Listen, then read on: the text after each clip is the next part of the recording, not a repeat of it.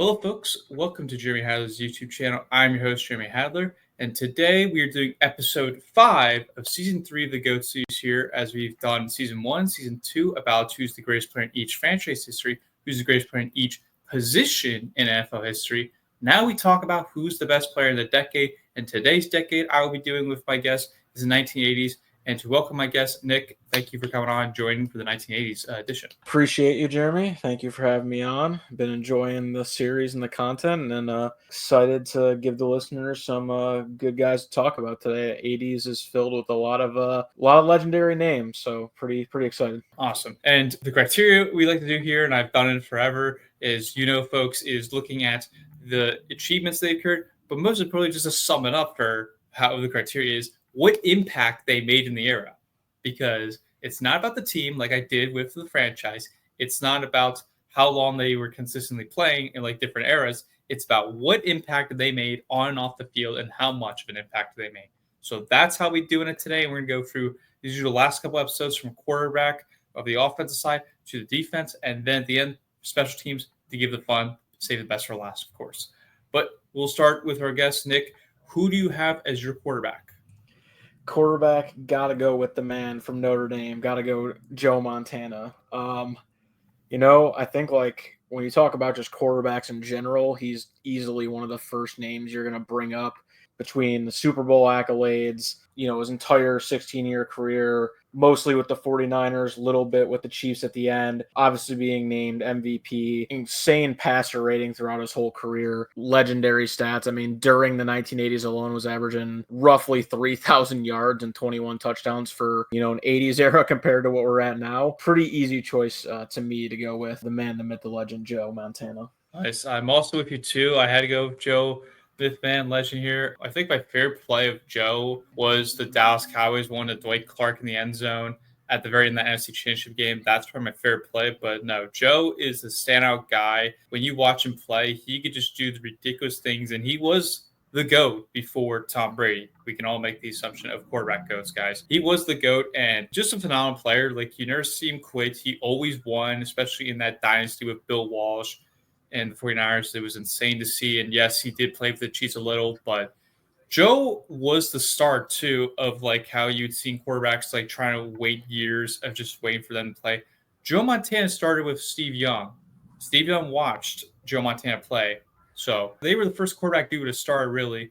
And now you saw the Packers, of course, with Favre and Rodgers and Love now. But no, Joe started and he's been a phenomenal player and one of the best, and if not the greatest quarterback in the league. And that's save a different story for another time. But Joe is both our quarterbacks, guys. Yeah, not much to add on that. I mean, you could go on and go play after play with Joe Montana. I mean, the clutchness factor. I mean, obviously, I think Tom Brady and him are the top two in a lot of people's eyes. When you look at both those guys, I mean, when you're talking about game on the line, who do you want with the ball? Joe Montana was definitely one of the first guys back in that day that you'd be like, yeah, I want that guy with the ball. No, definitely. All right, let's move on to our running back here. I'll start off for us. My running back, this kept debating back and forth with me. I felt like made more of an impact to me of like watching highlights and seeing the records he broke and all the awards he got was Eric Dickerson. Fastest dude I've seen in like a while when I watched his tape. Now, of course, you got the Barry Sanders, you got Walter Payton, who might be Nick's pick, but you got him, and that's a standout guy to me. Like, he broke the record. He still holds the NFL most rushing yards in a single season record. Still this day, easily could have been broken by Saquon Barkley last year. Easily could have been broken. But Eric still has it. He still has it through playing in that entire time. And the impact, I won't forget, Nick, was the trading. The trades were insane to me of getting trades to the Colts, and then he gets traded again. But the contract disputes, and I covered this in one of my YouTube videos about contract disputes and holdouts, he was a big part of that because he held out for not one, not two, but 3 contract holdouts, 2 with the Rams, and the third one with the Colts. Insane to me. And he got paid a little bit, but he didn't get what he was supposed to get paid back in the day that he wanted. So that, I think, it makes the impact to me of Eric Dickerson. Dick, who do you have? Yeah, this was definitely one of the tougher ones as far as the whole list went. But I'm gonna agree with you, Jeremy. Like when you're putting on clips and trying to find some of these YouTube stuff and watching around. I mean, when you watch Eric Dickerson run around, it's pretty special to watch. I mean, when you see those Rams bright colors from back in the day, and you see that guy making linebackers look silly. You know, he was kind of like the cool running back before like it became popular and wearing different things on the uniform and everything, and surpassed 1,800 yards and three times in his first 4 years. Like pretty unheard of stuff. You know, 5-time All Pro selection, led the NFL in rushing 3 separate times. Like you said, the contract stuff definitely kind of sets him apart too, just from like a recognition of like having him stand out. And yeah, Walter Payton was definitely a really close second because he was so successful with the Bears all those years. But to me, I think Dickerson stood out too. Also, I think maybe just a little bit more with, he did play a little bit longer in the 80s compared to Walter Payton. So I kind of leaned that way with Dickerson over Payton as well. Nice. So yeah, we both got Eric Dickerson here, but now we kick it off to a wide receivers here. Nick, I'll start with you. Pick your 2 receivers, and then I'll pick my 2 receivers. All right, so the one is very easy, and I think there's a couple guys you could go with for like the secondary spot. I mean, number one, Jerry Rice. I Okay. mean, considered probably one of the greatest all-time receivers, Yep. if not the greatest. Number two, I am a little biased, I will say, Ooh. because this guy was a Bill not till later at the late end of the 80s into the 90s. I went with James Lofton. James Lofton was my second guy that I ended up going with. Largent was kind of the other guy I was considering. Art Monk also is up there as well for me, but Rice and Lofton were the 2 guys I ultimately decided to go with. I'm also with you too. We did not pick this list, guys. Like we were not working with each other. We literally just like picked our own time. Rice, no, definitely Rice. Definitely, me personally, Nick, I think he's the greatest player of all time, including the quarterbacks of Montana, Brady. I give it a Rice. I give Rice the GOAT status, in my opinion. James Lofton was a Packer. We can't forget that, of course. I mean, he was a Bill.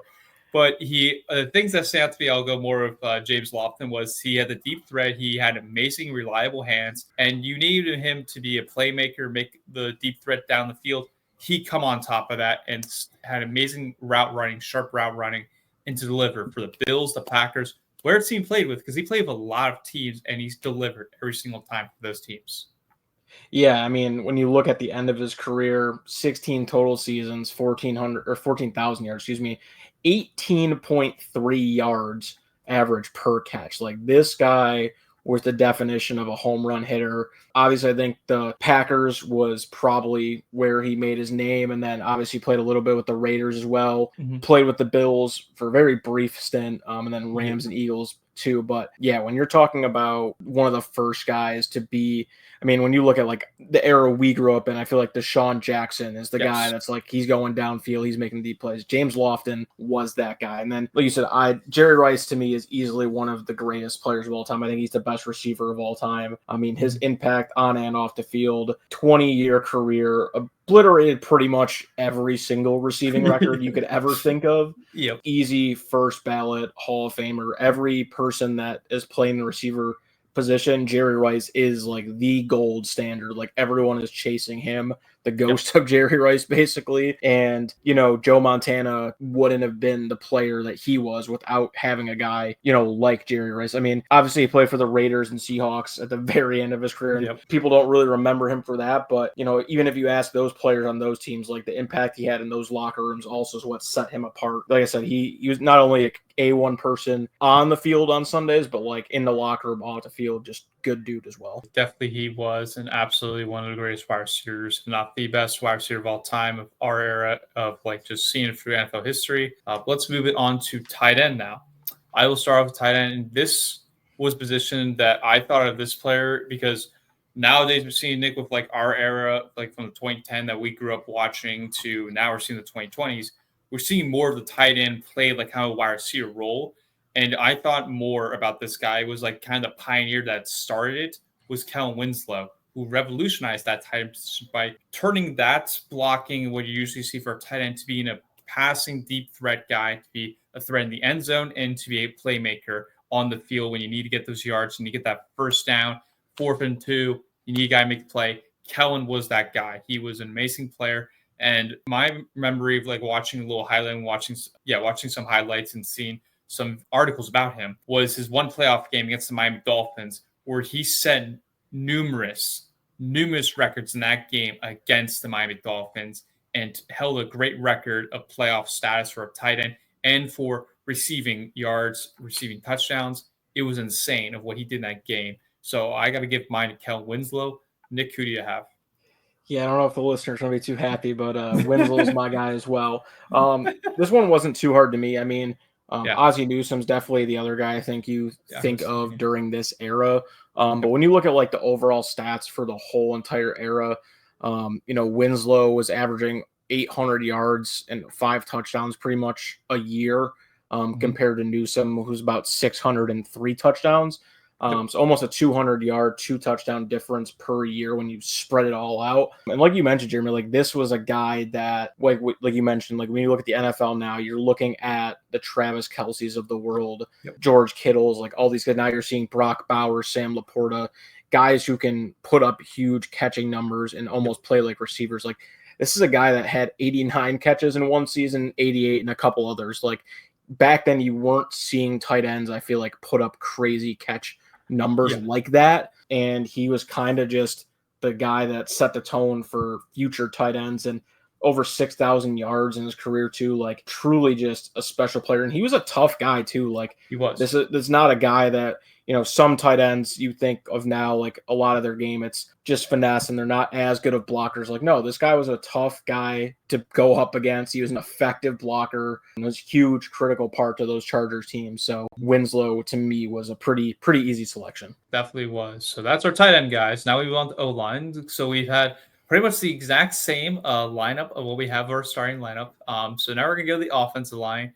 Nick, give your left tackle, left guard, center, right guard, right tackle, the whole O-line starting lineup for you.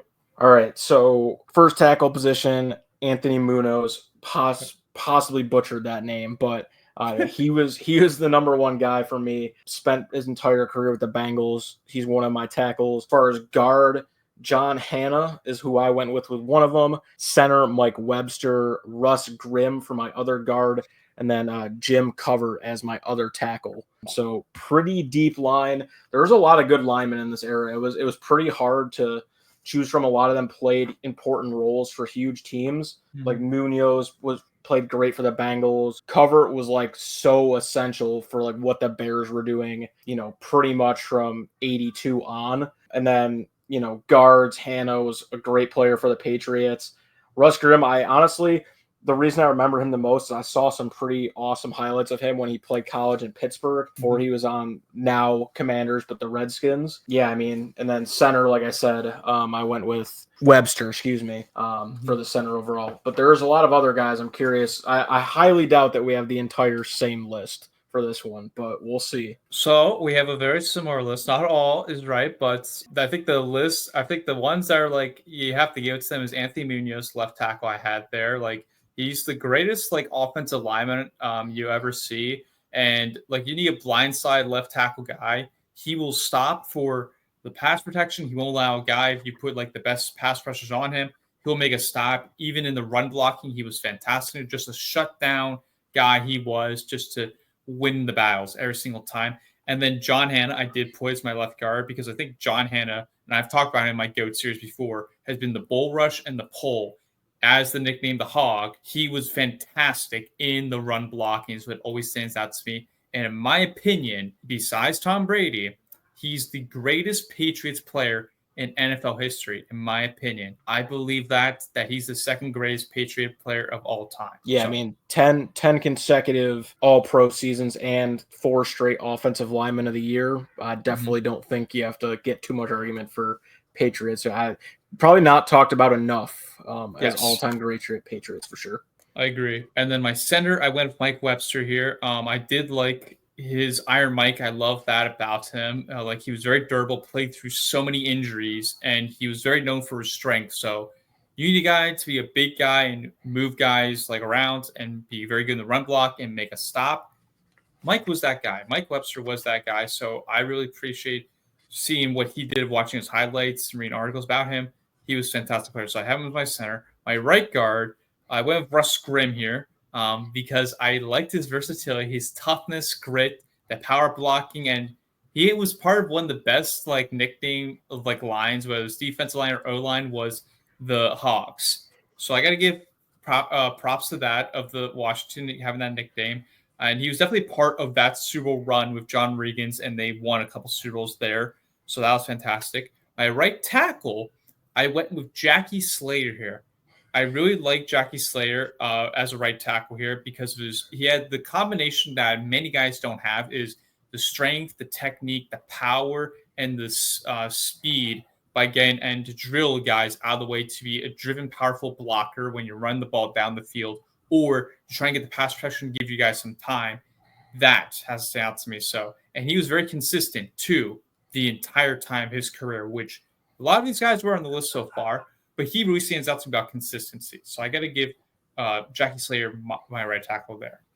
Yeah, and a quick note on Grimm too. Like this was a guy when he came out, he was supposed to be a center coming out of college, and then he won the guard job as a rookie, and then just never looked back. So pretty cool to see that happen because you see that a lot more. Like I don't think it was as popular back then as it is now, where even now in drafts, you're looking at guys who've played center or tackle their whole entire college career. And then when they're coming out in the draft, everyone's evaluating, oh, this guy's going to be a guard. This guy's going to be a center. I feel like you maybe didn't see that as much back in the 80s. So it was cool to see him go from center to guard and be able to be one of the greatest in his era to do it. No, absolutely. Absolutely. All right. We went from the offense, guys. So we had like one difference there. Now we're going to move the defense, so we'll see if we get any differences there. Nick, we'll start with you just to keep it going. Who do you have as your defensive tackle? Defensive tackle. It came down to a couple guys. I ended up ultimately going with Randy White. It pretty much came down between him, Keith Mullard for me. But Randy White from the Cowboys was the guy that kind of stuck out to me for defensive tackle. I mean, he was Defensive Player of the Year, 8 consecutive seasons as an All-Pro guy. He was a co-MVP in the Super Bowl, 9-time Pro Bowl selection. Like, you don't see many defensive tackles getting named co-MVP in a Super Bowl, let alone being in that conversation. So, yeah, Randy White out of Maryland and his whole career with the Cowboys is my number one defensive tackle. Nice. I also have the same there. I went with Randy as well because of his speed, the power. I don't think he gets talked about as much when it comes to that Cowboys defense. They don't talk about him as much. Or when you think of great Cowboys, he is not the one that gets talked about as much, which I think he should. Because, again, he had the power. Intensity was a big thing with Randy. Very durable and always consistent. Like you just mentioned the co-MVP in the Super Bowl. Like we don't see the co-MVP in the Super Bowl, but we don't see defensive players win that award usually. We don't see it happen, but he was super dominant in his era, and so that has a stand to me as why Randy White is my defensive tackle and great nickname, the Manster. All right, I think we can both agree for our outside linebacker. I went with Lawrence Taylor. I don't know if you went the same there, Nick. Yeah. I mean, this is probably the outside of, besides Montana and Rice. This guy is one of the best players of all time. Dude is a human highlight reel. There's a reason why he's probably one of the few guys that they're constantly showing clips of still back and from the 80s all the time, because he was just that much of a mammoth on defense. Like no one could block this guy. Exactly. Still gives a lot of Bills fans nightmares. So yeah, he had his moments there with the Giants and the Bills Super Bowl. He had many moments there. I mean, just an absolute dominant guy. Like when I think of LT, it's just like he's gonna destroy the quarterback every single time. I think he once said his favorite quarterback to sack was Ron Jaworski, the Eagles quarterback back then. He obliterated him. But the nice thing, though, I will say, Nick, about with LT is he did have some great coaches. Yeah, Bill Parcells and Bill Belichick around at that time before what we knew of Bill Belichick to this day now. That's pretty remarkable that he had two great head coaches to be a part of his career with the Giants. So again, absolute dominant player. You got to give credit to Lawrence Taylor. Yeah, I mean, also too, like when you look at defensive guys, he's one of the few when you ask current players of like who they seek to be out for greatness or who they model their game after, things of that nature. When you look at cornerback and defensive tackle, stuff like that, like it's usually a ton of names. When it comes to like the linebacker position and being that guy, Lawrence Taylor is kind of like the prototype of who they want to try to chase from the, up that position standpoint. No, definitely. All right, we're going to move on to defensive end here. I'm going to start off with this one. I kept debating between two players here. This one I felt a little bit more present statistically. He had better numbers in this era than what he had in the 90s. So I'm going to give it here to Reggie White. Mr. Humpback, I love Mr. Reggie White, Minister of Defense, one of my favorite Packer players of all time. The humpback move is what always stands out to me. If you just can't, you can't learn it. It's just you got to be able to do it. And he just put guys to sleep, like Larry Allen for the Cowboys. He would take him apart and boom, push the guy away when he's one of the greatest offensive linemen in the league of all time. Reggie just had a thing, and he would just be fantastic. My favorite play, I will say, of Reggie, though, real quick, before I hand over to Nick. Chris Carter was lined up for the Vikings. He's lined opposite side, and Reggie is coming off the edge, and they're trying to do a screen quick pass to Carter. Reggie takes Carter. He literally just throws him because Carter's trying to block him because he can't do the screen pass. So Reggie just takes him and throws him like a backpack against the wall. And he throws it right into the quarterback of the Vikings. I think it was Randall Cunningham at the time, if I'm correct, and just sacks him. And Chris Carter says to this day, I should have gotten half a sack because of that play. So, yeah, I got Reggie White here. This was tough for me. This was really tough for me. I do agree with you. I do want to make that, like, this to me was the closest one I had. And I like, yes, I am a Bills fan, but also like we are talking about the guy who does hold the current record for the most sacks in NFL history, and Bruce Smith. I mean, he was like, I know Jim Kelly, Andre Reed, and Thurman Thomas like were, you know, the K-gun offense and everything, but the reason why that offense was able to succeed so much was because of the impact Bruce Smith had on the defense for the Buffalo Bills. I mean, first or second team 11 times, defensive rookie of the year. You know, like I said, still holds the sack record to this day. I think it's going to be there for a while at least. I agree. But at the end of the day, when it comes down to it, like as far as like what you said before, like with the 80s and everything, like even if I look up the stats, as much as I love Bruce Smith, when it comes to, you know, how many sacks per year average, like these guys are having, like during, like Reggie White's averaging 16 like a year. Like it's crazy. Like Bruce Smith was at 12, but like 16 is a huge number. Reggie White was a bit more present as well in like the run game, more tackles and whatnot. So I do think Reggie White definitely deserves this. And yeah, Bruce Smith to me was a very, very close second for me for a lot of reasons. But yes, I totally agree. Reggie White. I mean, when I think of like the old throwback Eagles helmet with the white bird on the side, like Reggie White is like the guy I think of. So, and then like he had some good years with the Packers as well. And then obviously finished with the Panthers and then was inducted to the Hall of Fame in 2006, but awesome career. I mean, talk about like an era of like the best defensive ends you could have between him, Bruce Smith, and we didn't even mention guys like Howie Long or Leroy Selman. Like those guys were also elite for this time too, especially like Howie Long coming out of Villanova too, like crazy. But like to have those guys, I mean, when you can say Bruce Smith, Reggie White, the top two guys in sacks in NFL history played in the same era, like that's it's a pretty unique thing that you don't really get too often. So pretty cool to see. And this is for me, the Reggie White for the Eagles here for this era. Whereas like you go the 90s, I'm going Packers here because a lot of people say he's just an Eagle. I'm like, no, he's both. He was a Packer too. You got to remember, he was a Packer by winning a Super Bowl. I mean, the statistics, like he still was solid, but wasn't what the Eagles were. It was kind of like what Nick was mentioning about the Bruce Smith, like 12 sacks. Plus, to give you an interesting fact here, folks, Reggie White in his last year as a Packer won Defensive Player of the Year. That's insane. Before the year he retires with the Panthers, like the last year. So that's crazy to me. Yeah, that's. I mean, like the two teams I think of are like I don't I wouldn't say when I think of Reggie White, I definitely don't not remember him being on the Packers either. Like I remember him being an Eagle and being a Packer. Some guys, depending on where they play, you forget some of the teams they've been on. Like Yep. Bruce Smith, I don't even put into my mind that he played for Washington. I'm like, Yeah. that doesn't exist to me. Like I don't remember anything. But for Reggie White, I do remember that. Carolina, I don't know, Yeah. but no, like I mean, this defense in general, Lawrence Taylor, Reggie Oh, it's White, Bruce insane. Smith, all these guys, just incredible era of defensive football. Definitely. All right. I want to kick it off to keep it with like the linebacker-ish, and then we're going to head over to the safeties and CBs here.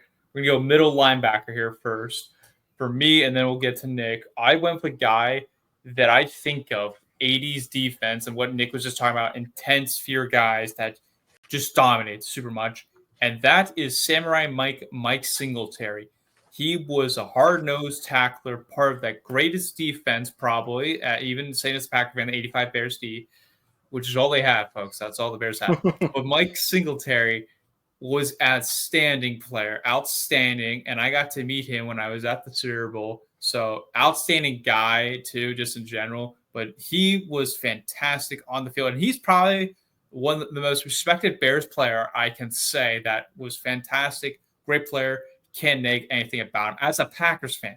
This was super easy. I mean, when you think, and it's kind of sad to think about because when you think about the NFL nowadays, like all I feel like it talks about is you can't even play defense anymore because Yeah, the touchy feeliness. Like, no, this was if running back gets through that hole, Mike Singletary is lighting you up, and there's no penalties, there's no oh nothing. yeah, It's get up and move to the next play.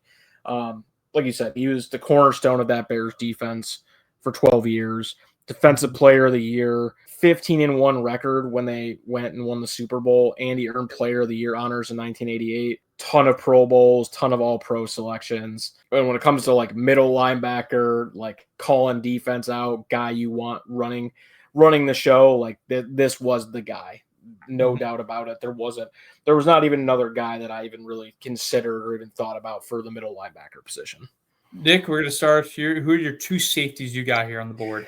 So the two safeties that I ended up going with, I went with Ronnie Lott and Daron Cherry were the Okay. two guys that I ended up going with for my safety tandem for the squad. I mean, Ronnie Lott, feel like he is one of the fan favorites. If you're talking defensive guys, like Oh yes. real ball hawk, got to play with Hall of Fame coaches, and they Tom Landry described him as a linebacker playing safety. Like this guy would hit anything, bone jarring hits. If you look up this guy's highlight tape, 63 career interceptions, and led the NFL twice doing so. I mean, all pro corner. Obviously, I think mostly known for the 49ers, but also had a couple good years with the Raiders and the Jets as well.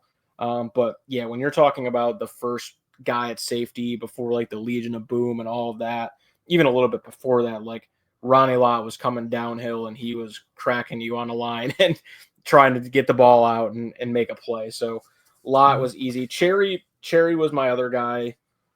This one was a bit harder because there's still some other good safeties out there for sure.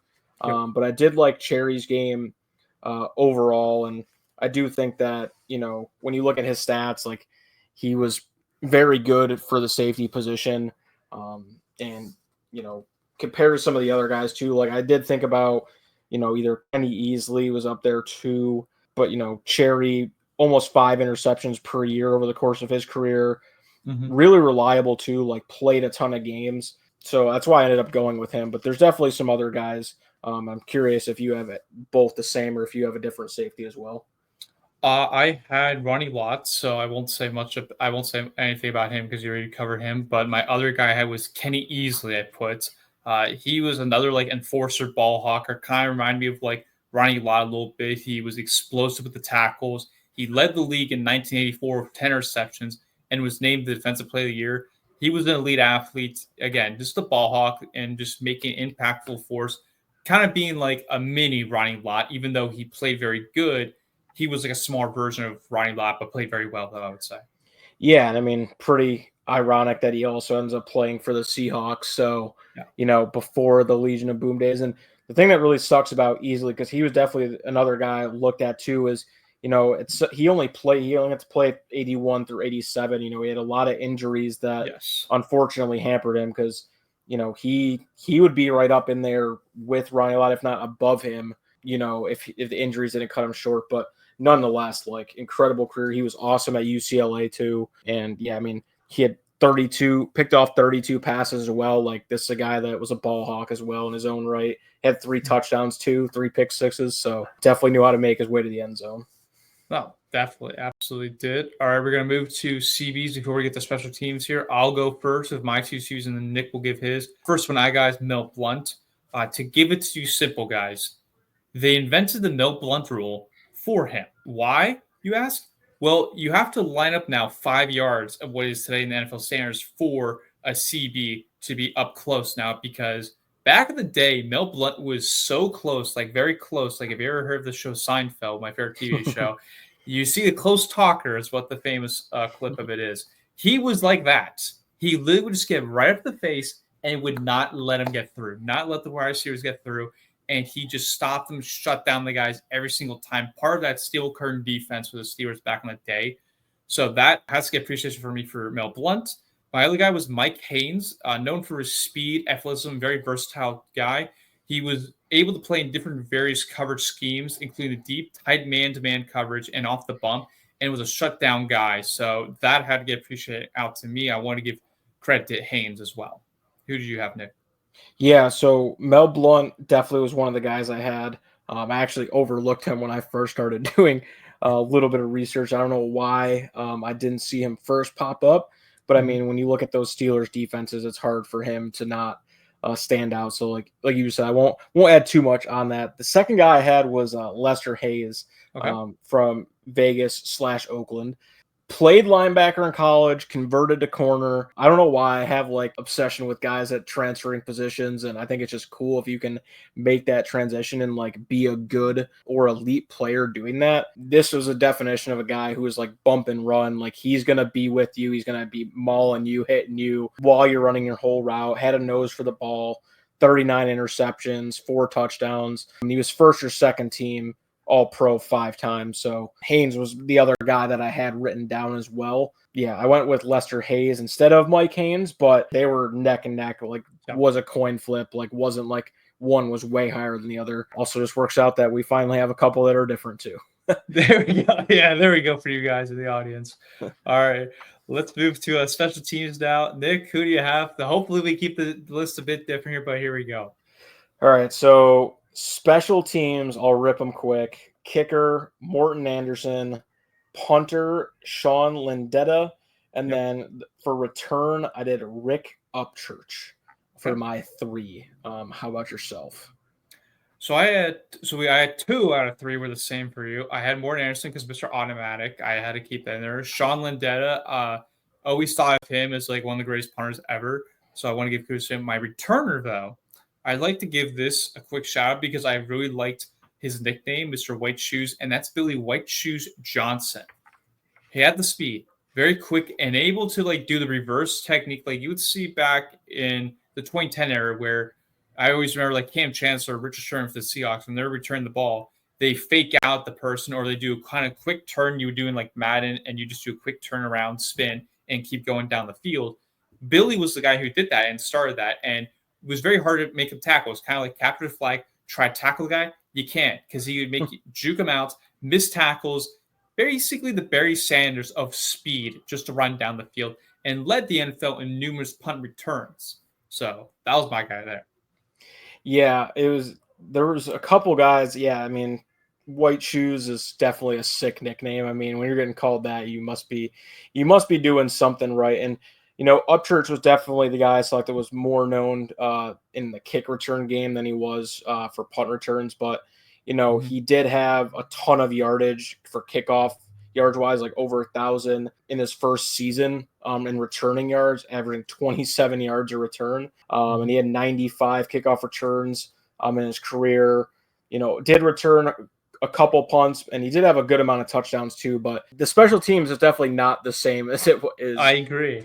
back then. But like kicker and punter, I thought was pretty easy. I mean, Morton Anderson, I mean, 25-year career, 2,500 points, 100-point plateau a ton of times, 9 50-yard field goals or greater back then, which today, obviously, it's a little bit, a lot of kickers are doing that, but for back then, like that was kind of unheard of. So the fact that he was able to do it, and he did it for like a lot of teams, like, and was consistent, like between New Orleans and Atlanta, the Giants, Chiefs, Vikings. Obviously, I think a lot of people remember him most from the Saints for sure. Yes. But yeah, I mean, he was a no doubter for me for that one. And I think special teams was definitely a little bit harder, but Landeta was also pretty easy for me as well for punter. Like he put up a lot of great stats as well. Also from Towson for college, which is a little unique. So that's cool. But folks, we appreciate you tuning in for us. Nick, thank you for representing the 1980s to help us out of season 3. So thank you once again for coming on. Of course, appreciate you having me. Everyone, make sure you keep watching Jeremy's videos, subscribing. He's doing great things, awesome videos, enjoying all the content. So make sure you keep supporting him. He's going to do bigger and better things. So everyone, make sure you keep supporting, clicking the like button, sharing it with your friends, family, coworkers, all the fun stuff. I did not give Nick a script to read that, guys. That's all on Nick. He wrote his own script for that. But let us know, folks, what you think of the chats. Do you think there's some different positions that we picked wrong of like similar as we had? Is it Bruce Smith maybe to help out Nick for his Bills, maybe for the defensive end? Or maybe it's not Lawrence Taylor. Maybe Lawrence Taylor doesn't exist in football. Maybe it's somebody else. But let us know what you think of the chat. And, of course, subscribe, like this video to keep the channel growing and everything. Love everybody tuning in. See you next time. Hello, Jeremy Hadler viewers. My name is Zach, owner, founder, all the above of BSC Cards. You can find us at BSC Cards on Instagram. What we're all about is a sports card hobby page showing off my personal collection of Cleveland Browns and other favorite players like GOAT Series legend Ray Guy.